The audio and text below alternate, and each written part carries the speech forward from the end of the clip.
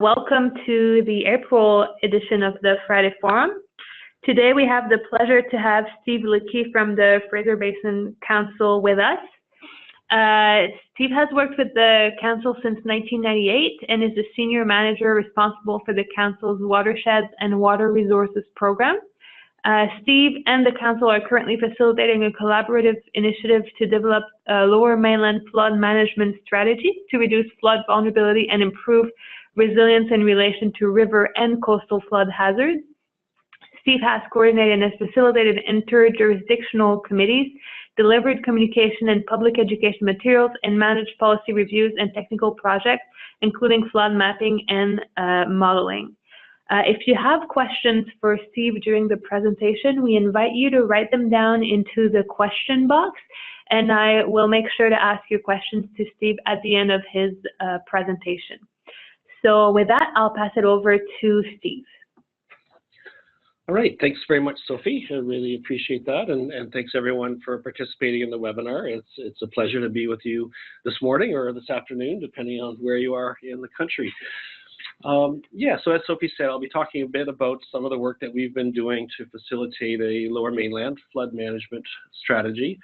I'll give you a bit of an introduction to the Fraser River Basin and the Fraser Basin Council, the organization I work with, provide a bit of context of this region, and then get into some of the fundamentals of the flood strategy, some of the phase 1 results, some of the work that's underway right now in phase 2, and then wrap up touching on some interactions on this issue, the flood mitigation issue with respect to the environment and climate change, and then just close with some of the outstanding issues and questions that we're addressing presently.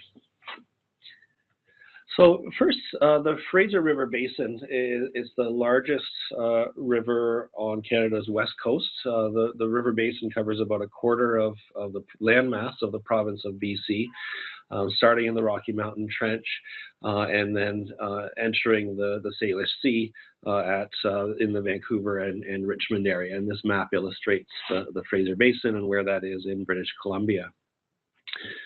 The Fraser Basin Council is a non-governmental, not-for-profit organization with a mandate to advance sustainability. So very diverse issues that we work on across the province, but with a focus on the Fraser Basin. We have a board of 38 different directors representing the 4 orders of government, civil society, and the private sector. So a bit of a microcosm of the world at large. And we have no regulatory authority or legislative function with respect to any of the issues we work on, but that situates us very well to serve as an impartial convener and facilitator. So to bring together diverse perspectives, different jurisdictions, to resolve complex issues for which there's no single agency responsible, and flood hazard management is certainly one of those. And presently in our 5-year strategic plan, there's 3 priority areas: some work around climate change and air quality, healthy watersheds and water resources, and sustainable communities and regions. And the home for the flood strategy is under the Watersheds and Water Resources Program, but obviously it touches on all 3 of these priority areas for the Council. I wanted to talk a little bit about the context first. This photograph is of the Lower Fraser River, in an area we call the Gravel Reach, a very complex river, braided channel, lots of sediment movement, erosion, deposition, gravel bars, extremely rich ecologically with respect to salmon species, sturgeon, and wildlife species, etc. And the Lower Fraser is composed of this gravel reach where there's a steeper gradient, and then around the Mission and Abbotsford area, the riverbed flattens out, the flow's slow, and it's more of a sand bed reach with more of a tidal influence. There are about just under 30 local governments in the region we'll be talking about, and over 30 First Nations communities as well, and an array of different jurisdictions and administrative boundaries, and it's part of the institutional context. Just some of the actions that led up to what initiated the strategy. We've been working with the Joint Program Committee for Integrated Flood Hazard Management since 1998. That includes a range of local, provincial, federal, and First Nations government agencies and a number of other regional entities. That has grown over the years. But we have that history of working on the flood issue across a variety of different technical projects. And this committee has really served as a bit of a network or a forum for practitioners to share information, experience, challenges that they're facing, and those sorts of things. In 2006, we oversaw the development of a Lower Fraser hydraulic model to update the design flood profile for the Fraser. And what that identified was, for the design flood, which is the 1894 Fraser flood of written record, that model estimated higher water levels than previously thought, and a number of the diking systems were insufficient or too low to protect against that design flood. And then the very following year, the 2007 freshet, there was quite a high snowpack, very elevated flood risk, and a lot of concern with the knowledge from that flood model that we were not as protected as we previously thought we were. Then since that 2007 freshet, the province in particular, the province of BC, has done quite a bit of work looking at sea level rise, estimates and the cost of adapting to address sea level rise, looking at guidelines with respect to sea dikes and floodplain mapping that account for sea level rise.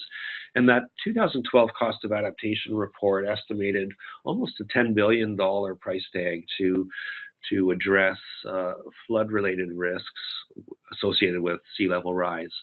And so that prompted some effort to, let's see what we can do to get ahead of this, strengthen our proactive planning efforts, and see if we can collaborate on a regional scale. So that's what work was initiated in 2013. We consulted with the different agencies with flood management responsibilities to see if there was indeed interest in collaborating on a regional scale, developing a regional strategy, and there was. And then we observed a number of flood events in Alberta, in Ontario, and on the coast in BC, and that just reinforced the importance of trying to get ahead of this issue. So we were able to secure funding from many different partners and initiate work on the strategy. This map here illustrates the lower mainland of British Columbia, so that southwestern part of the mainland.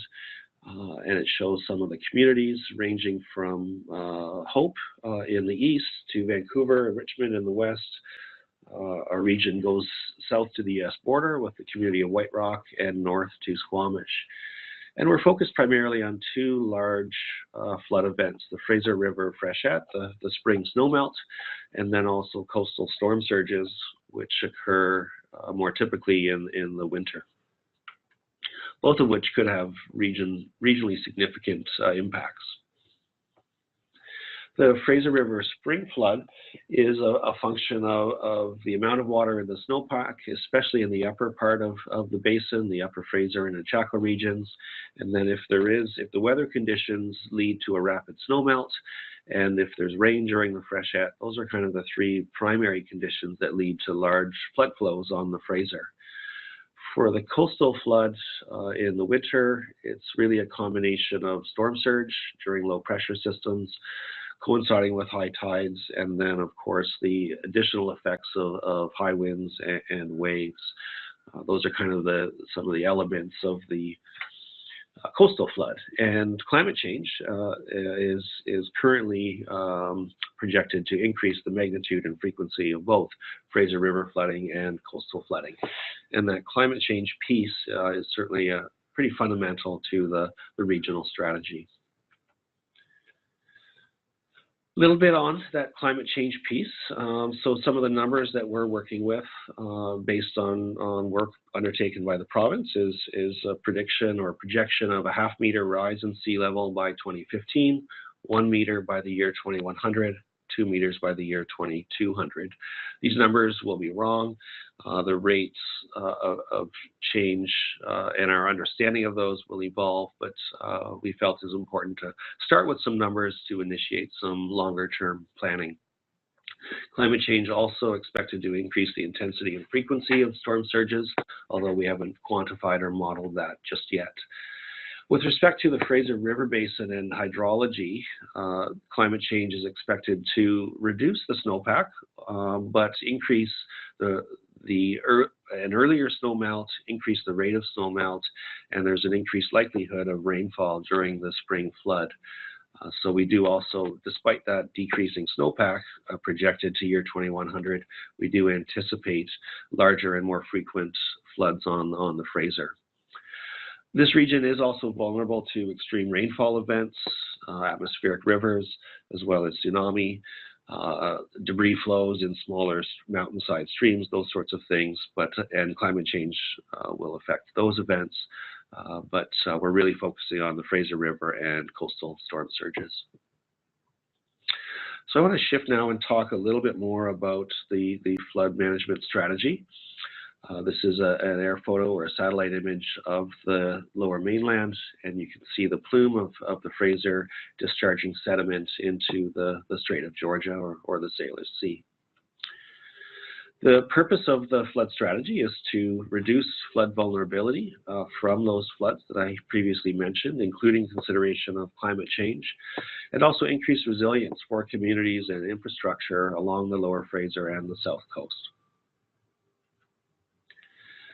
So I wanted to chat a little bit about some of the partners and participants. The Fraser Basin Council, as I mentioned, is the facilitator of the process, providing a coordination function and administrator, basically securing the funding, deploying those to retain consultants for different technical studies, those sorts of things. But the real strength of this initiative is in the broad-based partnership. We've got over 50 different organizations, almost every local government in the region, senior government agencies, a growing number of First Nations are participating, and increasingly we're connecting with infrastructure providers such as the airport, the Port of Vancouver, the rail lines, who have recognized their exposure to flood hazards and are wanting to participate in flood mitigation planning. And the different partners contribute funding in many cases, data, as inputs to some of the work that we're doing, and also the advice and expertise of their staff. And I do also want to acknowledge a lot of the municipalities in particular are undertaking locally specific analysis, and that's really other critical work that's being undertaken in parallel. The regional strategy is not intended to replace that. It's more intended to fill some knowledge gaps and add value to what local governments are doing with respect to their own communities, and also to apply a regional lens to this.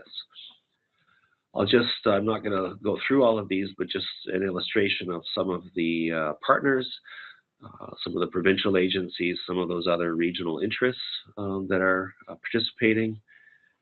And then this next slide lists the different local governments and regional districts that are collaborating on this initiative. Just one slide on our process. We have a number of different committees established to oversee this work. On the bottom, the Fraser Basin Council and different consulting and contractor teams are providing that sort of foundation of research and knowledge.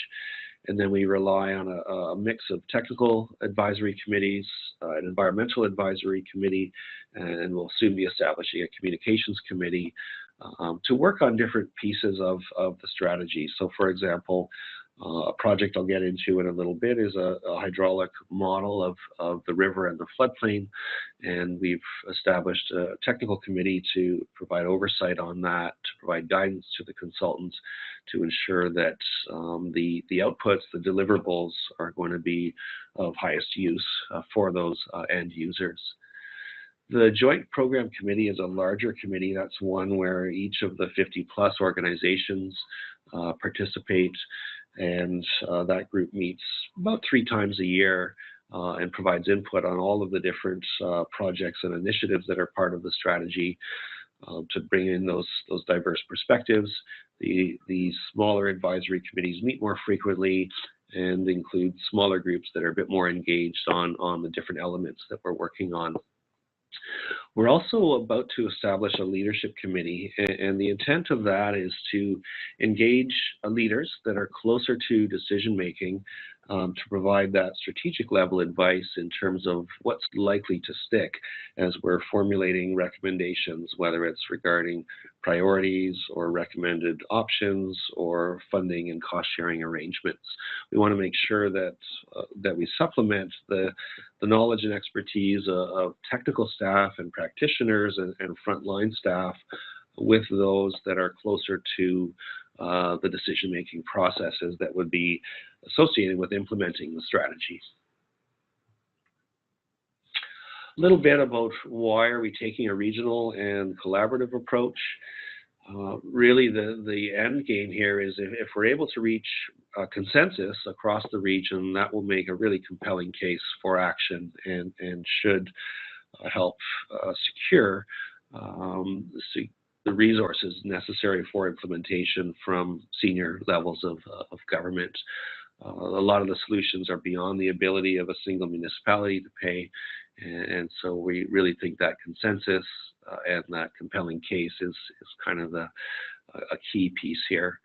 Certainly a collaborative approach enhances opportunities for communication and consensus building, opportunities for sharing information and peer-to-peer learning. We're really looking at projects that are of regional benefit, not just one or another community, but how do we function as a region and what are the interconnections and interdependencies. And as I said, really wanting to strategically fill in some of the knowledge gaps. And also another value of this regional approach is to leverage more of a cost-sharing approach, both for the planning process, but ultimately for implementation of the strategy. We're taking a phased approach, and this was one of the first pieces of advice we received from the Joint Program Committee. Initially, we had more ambitious plans, and they really advised, let's start smaller with a phase one from the years 2014 to 16 on 3 particular areas where we wanted to improve our understanding, and I'll get to that next. The second piece of work is around building the strategy, and that is work that's currently underway in phase 2, 2017 through 2019, and then we'll be looking at implementation in 2020 and beyond. In phase 1, I mentioned 3 areas of concern where we wanted to improve our knowledge base and our understanding, and that was with respect to the flood hazards themselves and the influence of climate change on those. We needed a much better understanding of the vulnerabilities of communities and people and infrastructure across the region. And we also wanted to get a better understanding of how are we doing with respect to managing this issue? What's the status of the different diking systems? What's the status of different land use policies and zoning and flood construction levels, those sorts of things. We're now moving into phase 2 of the strategy, and some of the key elements there are around priorities. So looking at priorities in this region from national, provincial, regional, and local perspectives. We want to put forward some recommended management options, what's likely to be best suited for very diverse local circumstances across the region. Certainly, funding has been a limiting factor in addressing this issue, so we're looking at funding and governance arrangements, and we'll be looking to put forward recommendations for secure, sustainable funding mechanisms.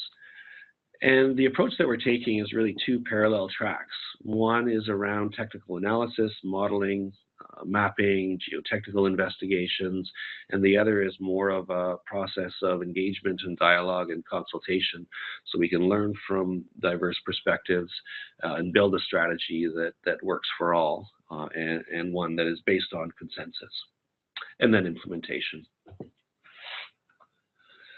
So I'm going to shift to some of the results of phase one with respect to flood hazards, vulnerability, and management. With respect to flood hazards, we had a consultant, Kerwood Lydell, review different studies and flood hazard reports across the region and some of the work the province had done with respect to the effects of climate change. And their task was to recommend 4 flood scenarios that would be the basis of a vulnerability assessment for the region. And they recommended 2 coastal flood scenarios, one with present-day sea level rise with water level of 3.4 meters geodetic datum, and then a projection out to year 2100, so simply adding a meter of sea level rise. And that takes us to 4.4 meters geodetic. I should emphasize that these are still water levels. The effects of waves and winds will vary quite significantly across the region. There are also differences with respect to land subsidence and uplift.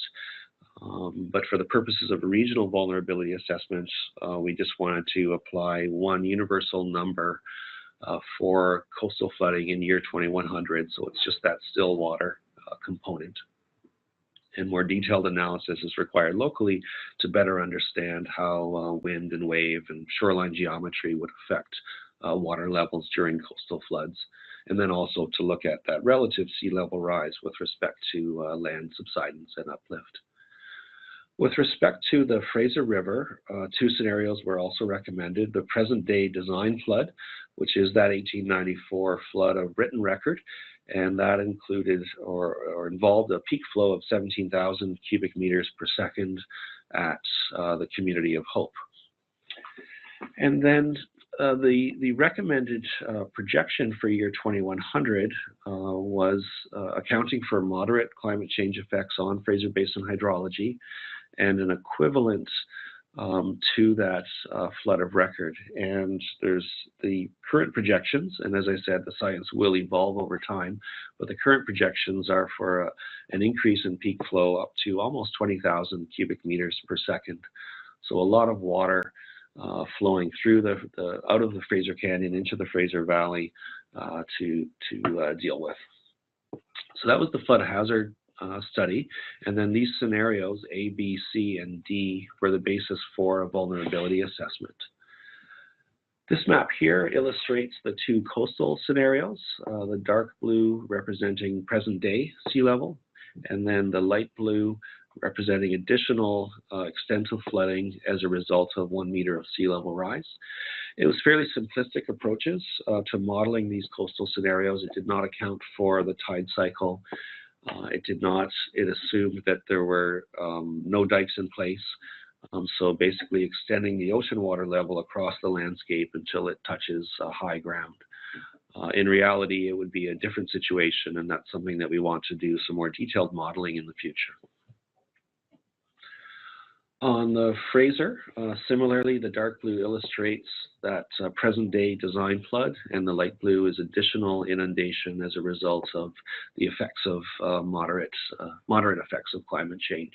So you can see many more communities, and also those coastal communities similarly vulnerable to Fraser River flooding. I mentioned previously the gravel reach and the sand reach. The gravel reach is essentially the right half or the eastern half of this map, and the sand reach is to the western portion of this map.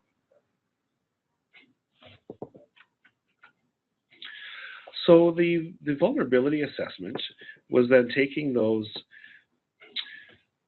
4 flood scenarios and looking at the impacts and consequences, primarily direct economic losses, but some other indicators as well, in terms of the number of people displaced, the number of communities impacted, the damages to the building stock, different kinds of buildings, and this was through the HAZIS module, that flood module that NRCan adopted from FEMA for Canada. We did look at select infrastructure and damage costs associated with that. We looked at impacts to agriculture. Some of the best agricultural land in the continent is in this region and therefore vulnerable to flooding. And obviously it's flooding that created those really productive agricultural lands. And then we were interested in the indirect losses associated with disruption of infrastructure. So we did look at cargo shipping delays. So as the highways and rail lines are inundated, that prevents cargo shipping, movement of goods to and from the Port of Vancouver. These are some of the numbers. And again, those scenarios A and B are present and future coastal. C and D are present and future Fraser River. So you get an order of magnitude of the hundreds of thousands of people exposed to these hazards, the number of municipalities. Notable is the really significant increase in the number of vulnerable First Nations with respect to the Fraser River flood scenarios, and the number of reserve and treaty lands. This slide looks at the dollar losses well, the dollars associated with building-related flood damages and destruction across different kinds of buildings. So in the billions of dollars for each of those flood scenarios. And these building losses do, in some cases, include indirect losses. For example, investment income, rental income, those kinds of things. A bit of an overview of some of the infrastructure that is at risk and some of the estimates of dollar losses associated with hydro substations, railways, port facilities, wastewater treatment plants, etc. So I won't dwell on these, but I think the message is really significant, critical infrastructure, and it's the infrastructure that really reinforces the importance of taking a regional view. You might live on high ground, but are served by a hydro substation that might be damaged or disrupted. So when you tally up all the numbers across those, for any one of those scenarios, we're looking at conservative estimates of between $20 and $30 billion of losses. And the question is, well, who pays? Well, we don't really know, and we won't know until after a big event. But generally speaking, some of that will be picked up by private insurance. Some of that will be covered by disaster financial assistance. There'll be a number of businesses and residences that are either uninsured or self-insured. And then certainly significant disruption to businesses, infrastructure, essential services. So we've made some estimates, but that's a really key point is to look at the distribution of costs. I did already mention the infrastructure piece, but I didn't mention the interdependencies of infrastructure and the potential for cascade effects. As, for example, hydro goes down, that can impact many other types of infrastructure. This photograph here is the Trans-Canada Highway in Abbotsford. This flood is actually a result of the Nooksack River in the United States, in Washington State. And when it is at flood stage and overflows its banks, it drains north across the border into the Sumas area of Abbotsford.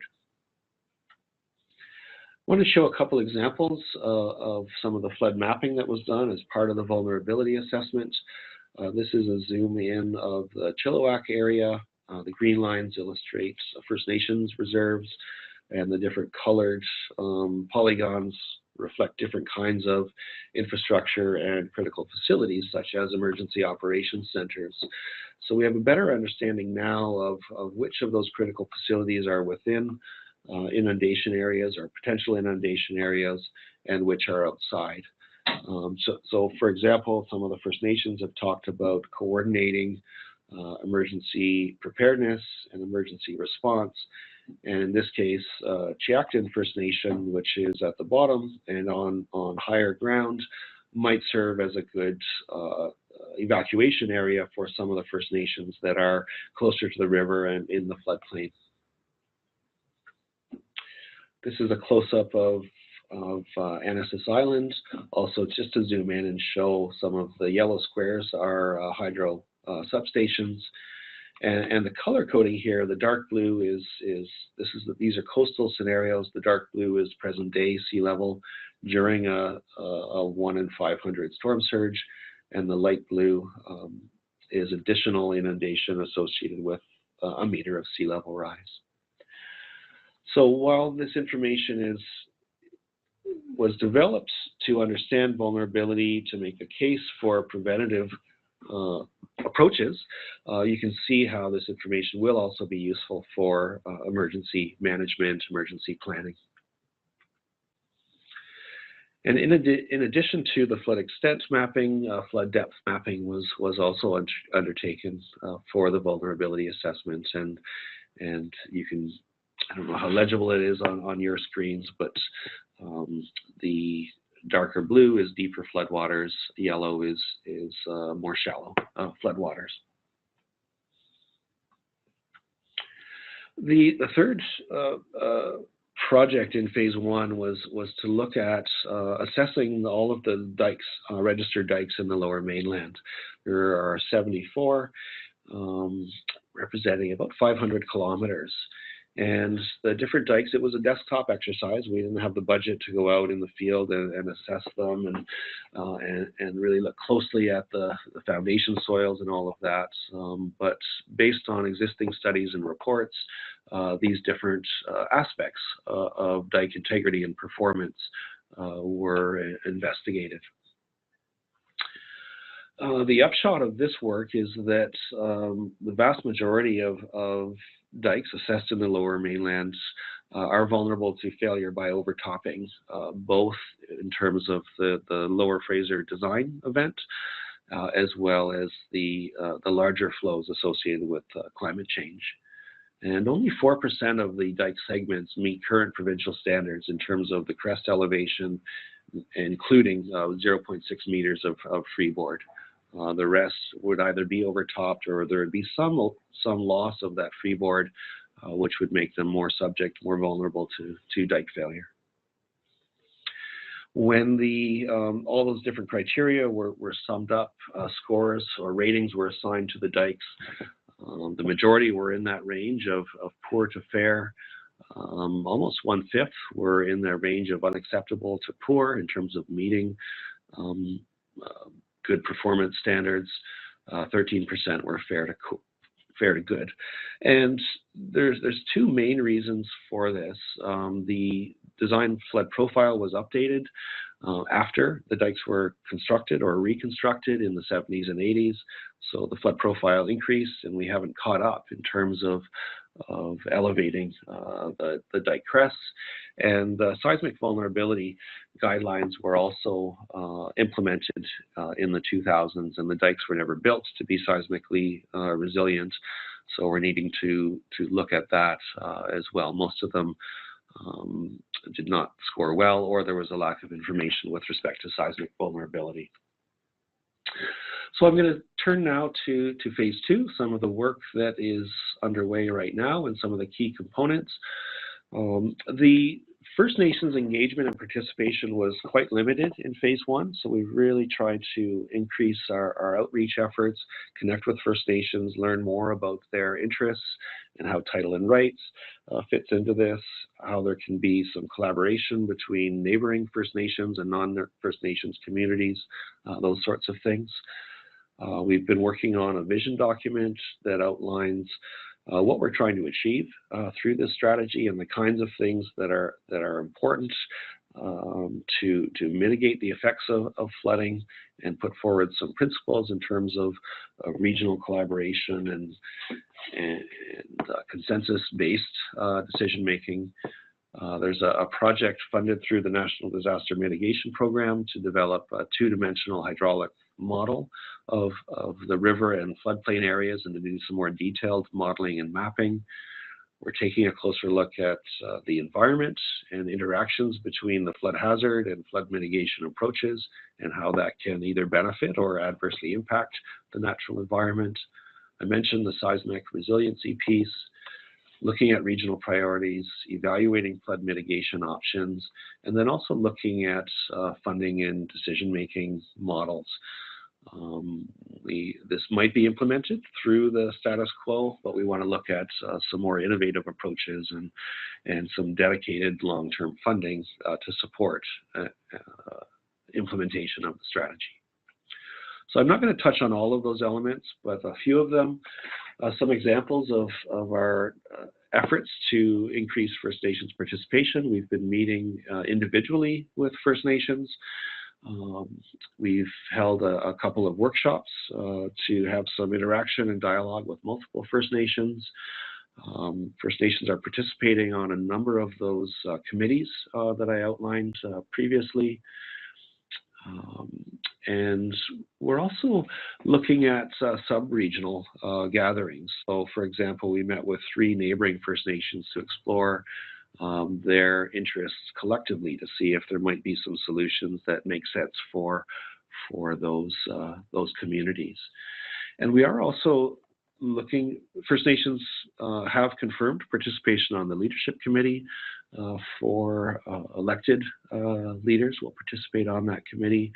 And we're also working with a couple of regional First Nations organizations to establish a First Nations-led secretariat that would strengthen the capacity to engage with First Nations, seek their input on the strategy. With respect to the flood modeling and mapping project, I mentioned earlier, we took somewhat simplistic approaches to the mapping that occurred in the vulnerability assessment. We assumed no dikes were in place and that water levels, flood levels were extended from the ocean or from the river channel across the floodplain until it hits high ground. In actuality, what would be experienced would be a breach in a particular dike. Water would flow into that floodplain that might reduce the water level in the river for a period of time. And there's much more hydraulic complexity in some of the large floodplain areas. So the 2-dimensional modeling will help establish more accurate estimates of flood extent and depth. It will be a useful tool to inform decision-making, but also a useful tool for public education and awareness raising. We also want to model, given the known information about dike elevations, which dikes might fail first, and what would be the under current conditions, the sequence of dike failures for one of the design flood or that year 2100 flood or different flood scenarios. But this model can be used to model many more flood scenarios, and increasingly people are wondering about more frequent lower magnitude floods, particularly the impacts for some of the First Nations along the river that are unprotected by diking systems. We also want to use the model to evaluate the hydraulic effects of different flood mitigation approaches, such as realignment of dikes, raising and widening dikes, looking at floodproofing of developments, those sorts of things.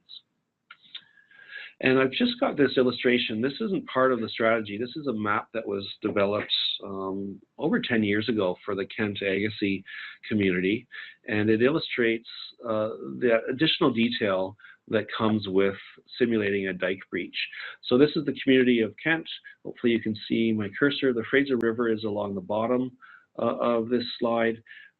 These are, the black lines are highways or rail lines, and then the gradient of the landscape flows from south to north, and then this is Harrison Hot Springs here and Harrison Lake. And what we're going to simulate a dike breach at the upper end of this community. I'll just pause that to show how this highway here effectively acts as a wing dike, diverting floodwaters away from the main town site, which is in here. So I'll continue the simulation, and you'll see that the highway for a period of time effectively holds back floodwaters. The rail line does the same, but ultimately that is overtopped. Floodwaters spill into the floodplain across the landscape. And the green areas are in the sort of around 4 meters of flood depth on the landscape. So we've got more detailed information about the extent and depth of flooding. We learned some things. We had just assumed this whole community would flood in the design events. We didn't understand, without doing that floodplain modeling, how the linear infrastructure affects the direction and flow and timing of inundation. And this type of tool is what we're wanting to develop for other communities in the Lower Fraser. A key piece is to identify priorities for flood mitigation. And there's lots of different ways to do that. One is to overlay maps of the dike status from that dike assessment along with flood vulnerability. So areas where there's concern about the status of the dikes and there's a high degree of vulnerability, those areas might rise to the top in terms of priorities. We want to refine the evaluation of direct damages and indirect losses associated with critical infrastructure. We could do a more in-depth analysis of that, and that too is one way of looking at priorities for the region. And we've initiated some consultation. We undertook a survey and invited local governments and other organizations to provide their priorities through that survey. So a couple pieces that are underway. We want to look at different flood mitigation options. In this region, we've relied largely on diking systems and floodproofing, but we want to look much more broadly at different engineering, hard and soft engineering approaches, different land use policies. We want to look at storage upstream. We want to look at managed retreat over time, particularly in the context of climate change, but also nature-based solutions such as living shores, beach nourishment, barrier islands, those types of solutions. We're aiming to evaluate that wide range of flood mitigation solutions across these different kinds of criteria. Are they effective? Are there any constraints in terms of feasibility? Some financial analysis, First Nations interests, the environmental impact, positive or negative. A little further down the road, we'll be looking at the interests of the public at large and stakeholders. And a key piece of this is to look for alignment between flood mitigation approaches and what local conditions and circumstances are best suited for those, whether it's soil conditions or the value of land or the ownership of land or the environmental sensitivity. So we can provide some guidance to local governments if they're proposing solutions for their community in this region, maybe provide a short list of some approaches that they could consider further.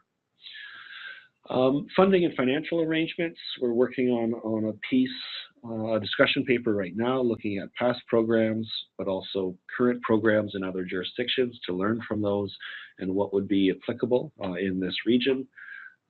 Certainly there's a strong business case for investing in proactive preventative approaches rather than damage and cleanup after the fact. There's a strong case for cost sharing across the region.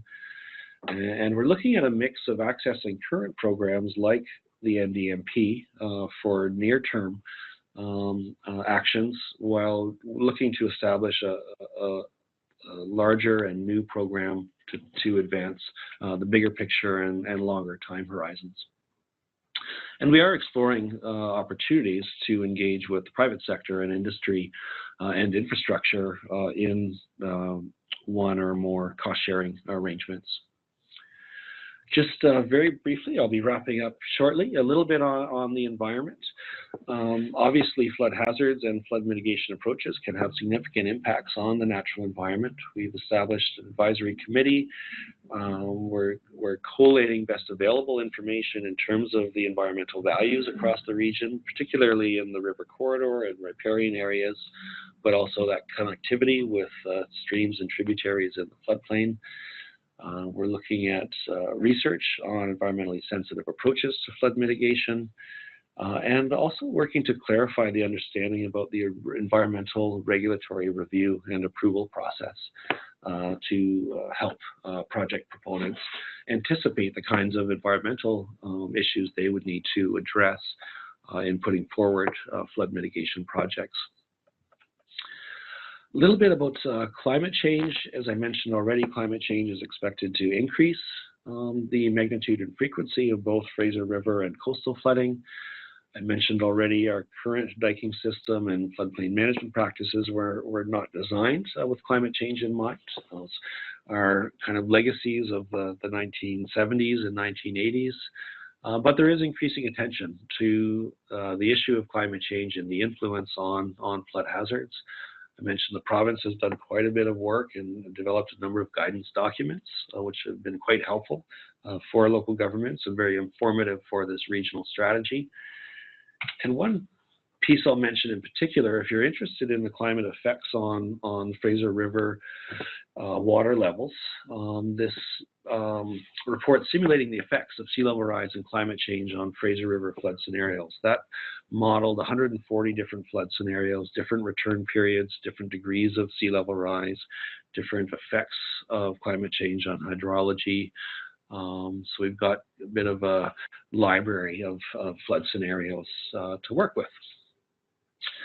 There's much uncertainty when it comes to climate change, and so we've taken an approach of picking a number, using that to start some planning, but recognizing the importance of monitoring the rates of change and actual effects on the ground, and hopefully continually improving our science and understanding and continually improving our planning informed by that science. A real challenge with climate, if the hazard is changing due to climate change, then our flood mitigation approaches also need to evolve to keep pace. So it's not just a matter of setting a design standard, building a dike and walking away from it. It's most of these approaches need to look at either building up or stepping back and creating some buffer between flood hazards and exposed communities. Obviously, we need to consider longer time horizons. And so when do we make those investments to upgrade sea dikes to deal with sea level rise? That kind of analysis is required. The key challenge I mentioned where the status quo is based on a legacy of past decisions of land use and development and dike design. So there's some key challenges with how do we transition from that status quo to a place where we're more resilient and where we are adapting to a changing climate. And a couple opportunities are during redevelopment cycles within communities and during infrastructure renewal cycles. So if a wastewater treatment plant has come to the end of its life and there's going to be a reinvestment, that's an opportune time to factor in climate change and increasing flood hazards. I think in the interest of time, I will scroll along to, this is my last slide. Just share a couple observations. I think there has been value in having an impartial third party serve as a convener and facilitator. I think the dynamic might be a little different if this was being led by a provincial agency with a regulatory stick, but there's some goodwill and some trust around the table. The province is there as an equal partner. Local governments are there as an equal partner. I also think there's great value in this process of dialogue and collaboration and sharing diverse perspectives and building consensus. We've really seen a lot of movement to the middle ground over time. I'll just use the environment as one example. Earlier on in our process, people were much more focused solely on the flood mitigation process, and the environment is something that had to be addressed, but that was that. Now there is more of an interest in taking a holistic approach, building the environment into some of the solutions and certainly into the analysis. I would say the public education piece is really critical. We're not there yet. We need to have some more tangible analysis and solutions to take to the public. And the key there is that elected leaders can't really get ahead of their constituencies. So if the public's not aware of or informed about the issue, that's a tough problem for elected officials to solve and to make difficult choices. Lots of work to be done. We made some good progress, but the tough conversations will continue. Are we going to be able to get to consensus around regional priorities? Will each of those local governments and each of those First Nations agree on regional priorities? Some more analysis required around recommended solutions. Certainly funding and governance, some more work to do there, but we're making some good headway. Continue to explore the role of the private sector. First Nations title and rights. I won't dwell on this here, but we're starting with learning the interests of First Nations leaders and communities, but there is a bigger issue in BC with respect to title and rights, because for the most part, treaties have not been signed. Title and rights are being resolved in the courts in many cases. So we really see the importance of First Nations being full partners in this and sharing in the decision making. And then that integration of the environment is another piece where we've got some more work to do. We've made some good inroads and some headway, but some more work to do there. And I think with that, I will wrap and turn it over to you, Sophie, and open it up for questions. Thank you very much, Steve, for this wonderful presentation. It's really great to hear about all the work that the Fraser Basin Council is currently doing. So I have a lot of questions for you. So I'm going to get starting, and I would like to remind everyone that if you have questions for Steve, please feel free to write them in the question box right now. So first question, the Fraser Basin Council has been operating for more than 25 years. Recently, there has been a considerable acceleration of work on flood mapping, loss modeling, and governance. The recent work is very high quality and a strong reflection of the importance of the risk. What has contributed to the recent success of the Council? Well, I would say the partners. I think it was really helpful that the Joint Program Committee was previously established. So we had some pre-existing strength and depth and breadth of working relations. So we didn't have to start from scratch in terms of that relationship building. So I think that was key. I think climate change and concerns around how that will affect flood risk has shone a spotlight on this issue. I mean, we have some deficiencies with respect to current design standards, but I think the growing awareness of climate change has sharpened the concern and sharpened the interest in addressing it.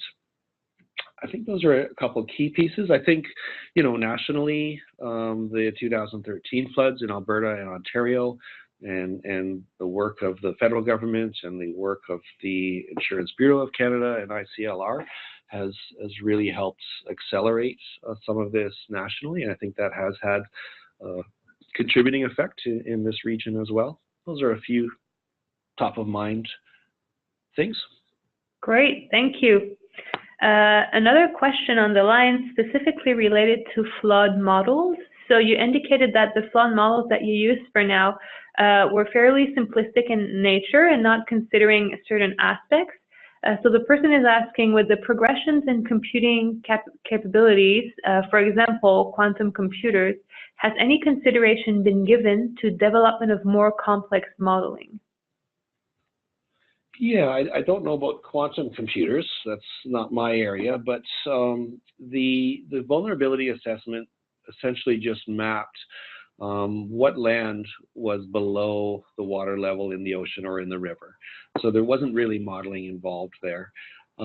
Previously, for the river corridor, we have a one-dimensional model of the river to estimate water levels in the river channel for the design event, but that is also used for forecasting during the spring freshet.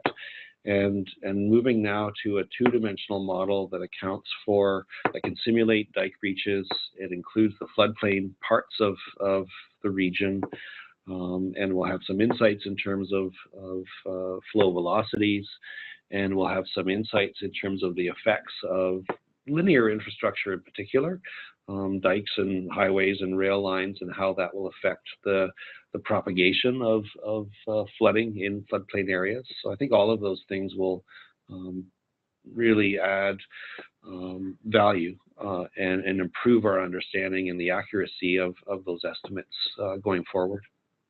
Okay, great. Staying on the topic of vulnerability assessments, do the vulnerability assessments look at duration, and what would that look like? Yeah, that's a great question. I mean, these are all great questions. Duration does have an effect on flood damages, but that was not accounted for. I don't think it is included in the HAZAS flood module. So the estimates are currently independent of duration. We did make some assumptions in terms of the duration of the floods and how long some infrastructure like highways would be disrupted. and that was important for estimates around cargo shipping delay. Duration was also part of the analysis for agriculture.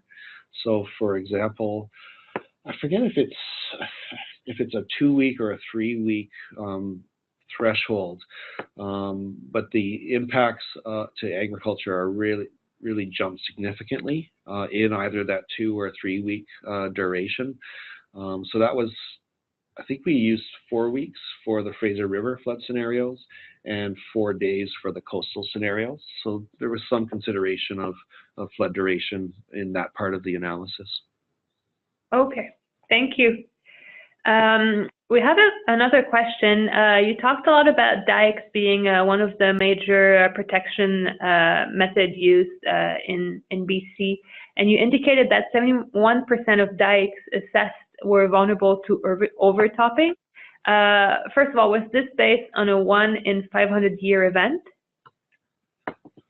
Yes, yeah. The 1894 Fraser flood of record is the design event, and that has been estimated to be about a 1 in 500 year, or a 0.2% annual exceedance probability. So that was the event that was used to assess the dikes in terms of dike crest elevation. Okay, and we have a couple of questions on dikes, so I'm going to stay on the topic. But you also mentioned that when you assess the quality of the dikes that are currently in place, 69% were in poor to fair condition, 18% were unacceptable to poor. Since you made this finding public, has there been any change into the maintenance or maybe repair of these dikes? Yeah, I don't have a current inventory of that. There are flood protection projects that have been funded from year to year, and I think some of those have been in this region, and some have been in other parts of BC. I couldn't point to any specific examples. There has been some movement, but nowhere near the number of upgrades that are required. Okay, thank you. Another question in terms of diking areas, which diking areas fall into 4% compliance of regulations? Yeah, so those were, and I didn't really explain this well in the presentation, the different diking systems were divided into dike segments. So that 4% was dike segments. I couldn't tell you offhand exactly where those are. The dike assessments is, I'll just scroll down to my last slide, and there's a website, floodstrategy.ca, and you can access, or the person with the question could access the dike assessment, download that report, and look into the details. There's some maps that are color-coded that show the ratings of the different dikes. But I don't believe there was a single entire diking system that met. So there were some high spots and some low spots on the different dike systems. Okay, thank you. Another question. Now we're moving on from the diking systems. Now that the Fraser Basin Council has done a lot of great work in flood mitigation planning, do you see the council leading the implementation process? Or would this be a senior government agency that would take that role? Yeah, it's too early to say. Some of there could potentially be a facilitation role for Fraser Basin Council, or perhaps a monitoring role. One of the pieces in the vision document mentions the importance of indicators and performance measures and monitoring progress with respect to implementation. So there could be a role there. When I was talking about funding and governance options, that's the kind of question that we're exploring. Could this strategy be implemented within existing jurisdictions, or might there be, often there's a debate in this region about some feel there is a need for a new regional flood management or river management authority. that would make decisions around implementing flood mitigation. Some feel that that's not necessary. We don't need another layer of bureaucracy. Those are kind of the two ends of the spectrum. So we're looking at different approaches and whether or not those would be transferable or applicable to the BC Lower Mainland context. I could envision more of a shared decision-making approach where there is a role for local governments and First Nations in addition to federal and provincial agencies. Right now, local diking authorities apply to senior governments for financial assistance for different projects.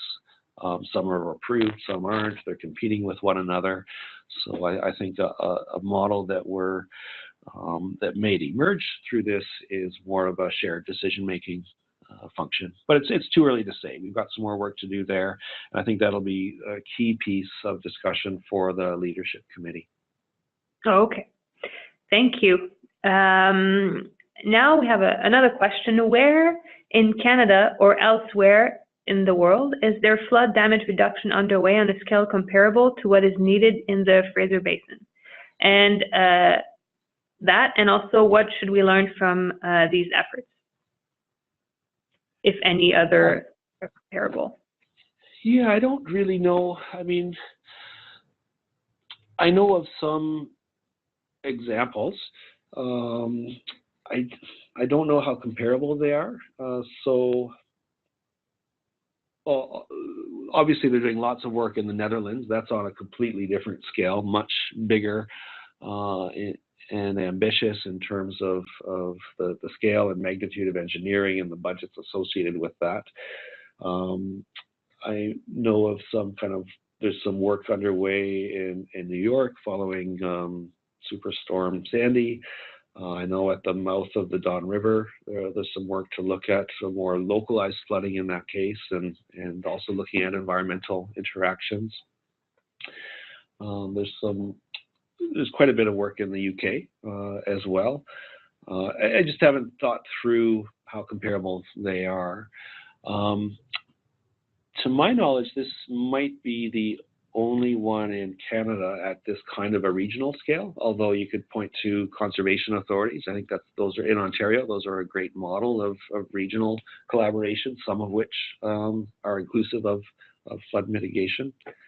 But yeah, sorry, I'm not more up and current with some of the global initiatives and how they compare with what we're doing. Oh, that's okay. That was very helpful. Just before I move on to the next questions, we have a few people that have asked if the slides and the presentation will be made available. So they will. The slides will be shared by ICLR, and the presentation will also is being recorded and will be shared on our YouTube channel as well. So another question, is there any flood research chair working in collaboration with the Fraser Basin Council? Let's see, we're working with a couple university professors. Deborah Harford with Adapting to Climate Change team at Simon Fraser University. She's been quite active and helpful in this work. Stephanie Chang at the University of British Columbia is also engaged on some of the aspects of this. And Dr. Michael Church, more of a geomorphologist. He's been participating and quite insightful with respect to the Environment Committee and looking at sediment issues on the Fraser. So those are, I mean, none of them would be in quotes a research chair, but those are a few examples of how we've tried to engage with the academic community.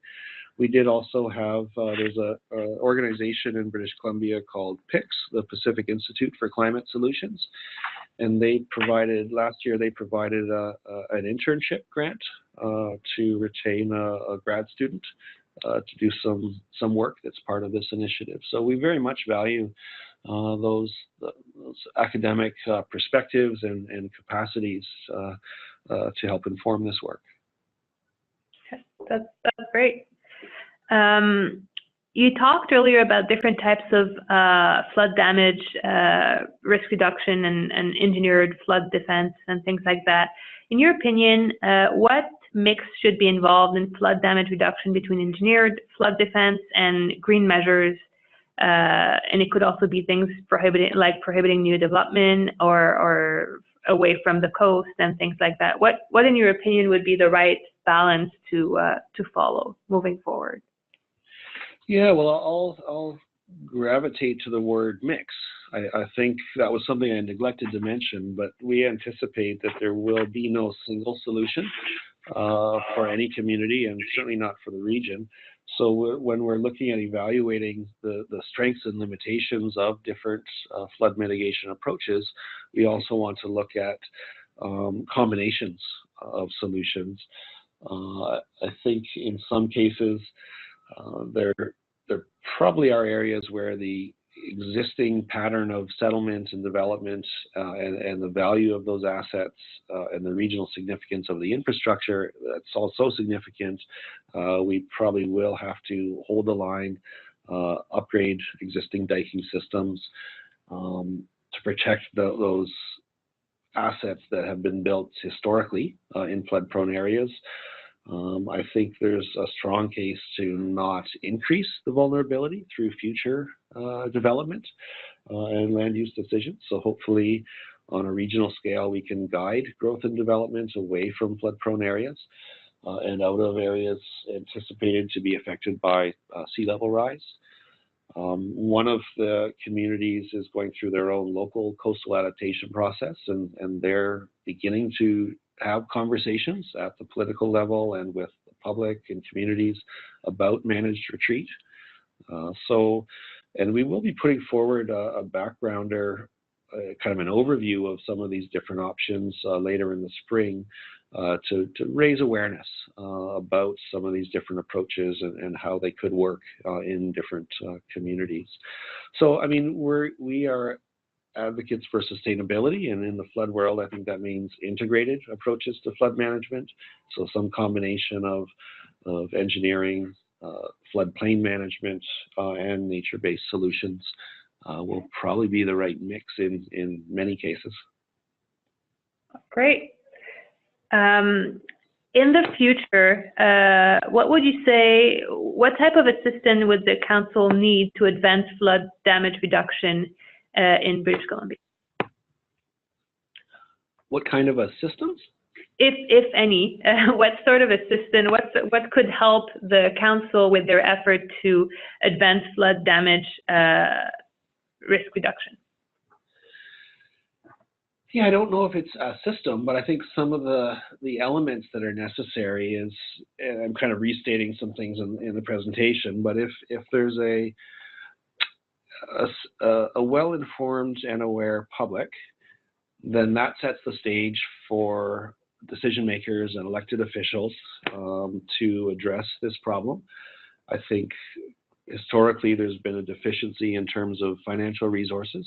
So not all of these solutions are high cost, but some of them are. So additional financial resources, specifically dedicated to flood mitigation or flood risk reduction, will be another key piece. Yeah, so informed public, political will, which is supported by that informed public, and then the financial resources to implement. And I think the other element is human resource capacity, both within organizations, but also in the consulting world as well. We need to increase the capacity. And that's one that I'll mention in particular in relation to First Nations. So many other competing priorities for First Nations communities and leadership and staff. And so I'm hopeful that we can help some capacity building among First Nations with respect to the flooding issue and climate adaptation. The First Nations ADAPT program is, I think, really helpful there, and a number of the communities that we're working with are accessing that funding program through Indigenous Services Canada. Okay, that's great. We have a more specific question on the work you did. Who did the majority of the technical work for this initiative? You mentioned KWL as a partner, but were there other people involved on the technical side? Yeah, thanks for that question. I neglected to mention Northwest Hydraulic Consultants. They're a consulting firm here that they undertook the vulnerability assessment with some subcontractors, an economist, an agricultural economist, and a planner. Northwest Hydraulic Consultants also did the Dike assessment, and they are currently working on the floodplain modeling and mapping project. We have over the years interacted with the Canadian Water Resources Association, and so that's another mechanism to get input and advice from water management professionals. Let's see, who else? Golder Engineering is currently working on a scoping study on the issue of seismic vulnerability of flood protection dikes. Edwater is a firm that is also assisting with a number of the different aspects of the flood strategy. I think those are the ones that were. I mean, there are others in the region that are doing great work on the flood issue. Those are the main ones that we've been working with over the last couple of years. Okay, perfect. That's a lot of great partners.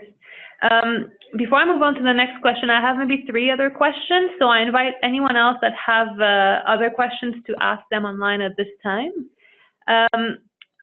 So today you talked mostly about actions and the flood mitigation planning and action to reduce flood risk in the Fraser Basin.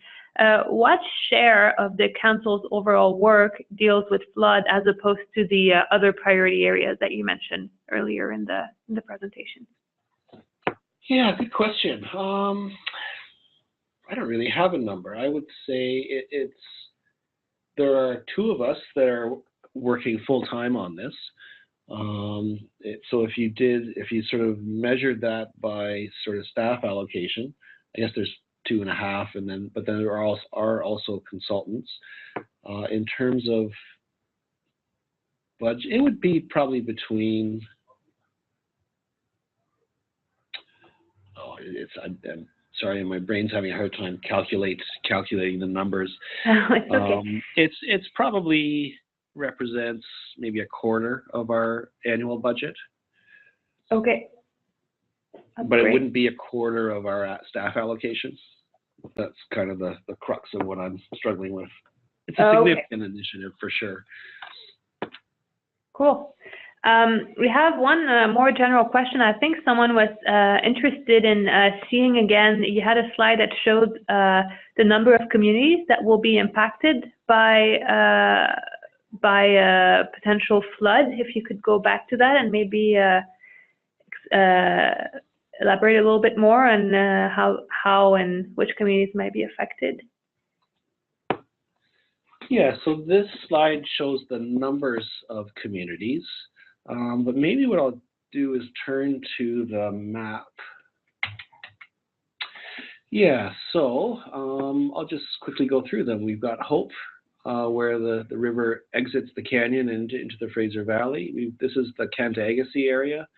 If you can see my cursor, that was the simulation or the animation of a flood. Chilliwack, Abbotsford, Mission, Langley, Maple Ridge, Pitt Meadows, Surrey, Delta, Richmond, Vancouver, Burnaby are more kind of along the edge of the Fraser. And then when you factor in coastal flooding, Squamish, West Vancouver, and the city and district of North Vancouver.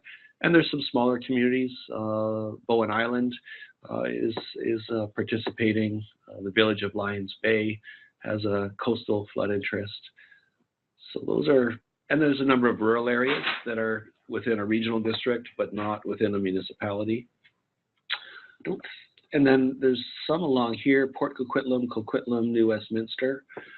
Those are, I guess, another way to look at this would be this list of who has recognized their interest in this initiative.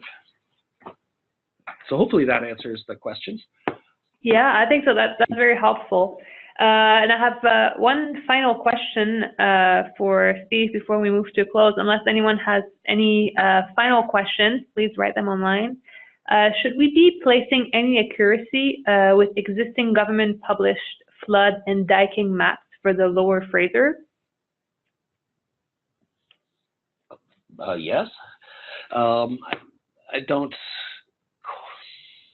not sure yeah, I mean, there's limitations and assumptions and uncertainties with all models and with all maps.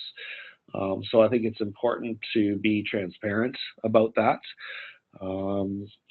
But hopefully they are all useful and offer some helpful information. Can you restate the question? Yes. Should we be placing any accuracy with existing government published flood and diking maps for the Lower Fraser? Yeah, so there is some accuracy and there's some uncertainty as well. I think maps of the dikes and the dike alignments are going to be pretty accurate. I mean, there may be some changes, so they might be a little bit out of date here or there. But they're pretty straightforward. The flood depth and extent maps are probably where there's the most uncertainty until we do some more detailed hydraulic modeling of the floodplain areas.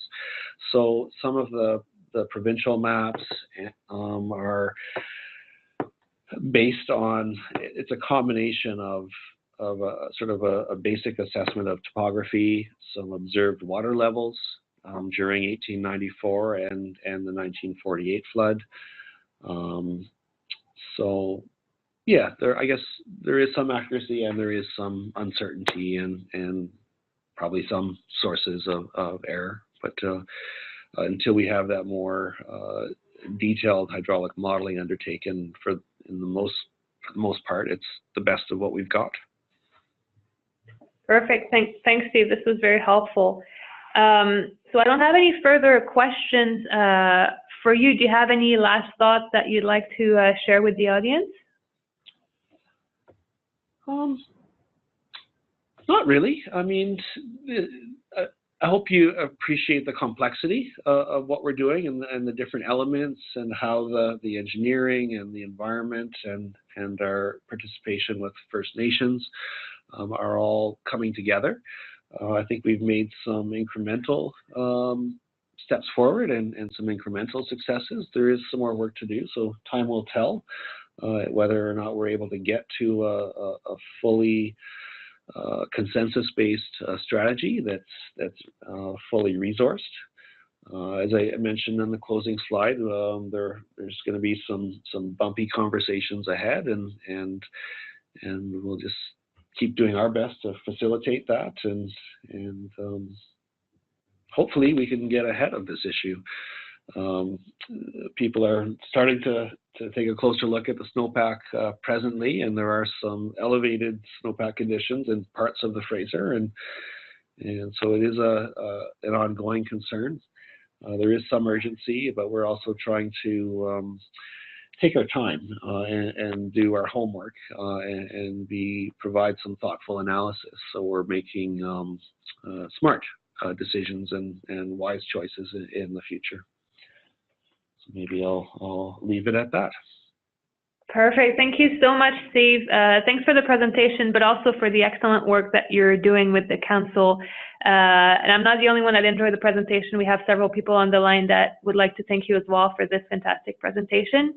It's definitely something that is new in Canada, or it's an unprecedented initiative, and it's really great to learn from the process and all the things that you had to go through to make this a successful program.